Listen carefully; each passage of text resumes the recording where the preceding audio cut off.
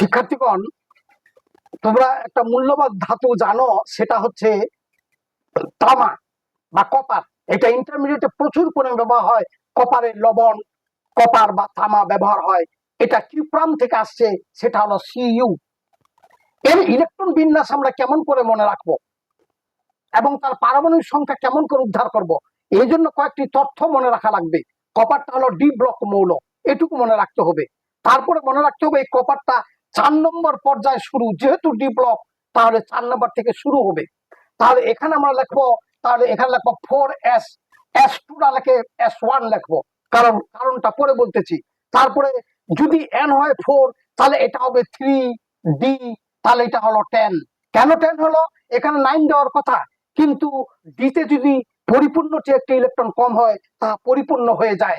এখন আমরা জানি 4 নম্বর পর্যায়টা শুরু হবে আর্গন। এই আর্গন নিষ্ক্রিয় গ্যাস 18 পরে এগুলো যোগ করলেই আমরা পেয়ে যাব। তাহলে 18 সঙ্গে যদি আমরা যোগ করি 19, 19-এর সঙ্গে যদি 10 যোগ করি, তাহলে নিশ্চয়ই এটা 29।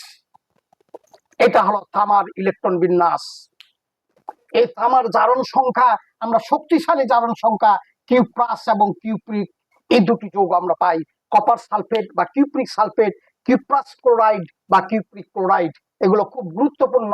এটা হলো তামা বা কপারের ইলেকট্রন বিন্যাস এবং তাদের 4 নম্বর পর্যায়ের, এবং এটার গ্রুপ হইল, এর গ্রুপ হইল 10 আর 11, 11 গ্রুপ। ডি ব্লক মৌলের 11 গ্রুপের মৌল কপার। তার ইলেকট্রন বিন্যাসটা ব্যতিক্রম ধর্মী এবং তার জারণ সংখ্যা সম্বন্ধে জানা গেল, তার অবস্থানটা সম্পর্কে জানা গেল। তোমাদের সকলকে ধন্যবাদ।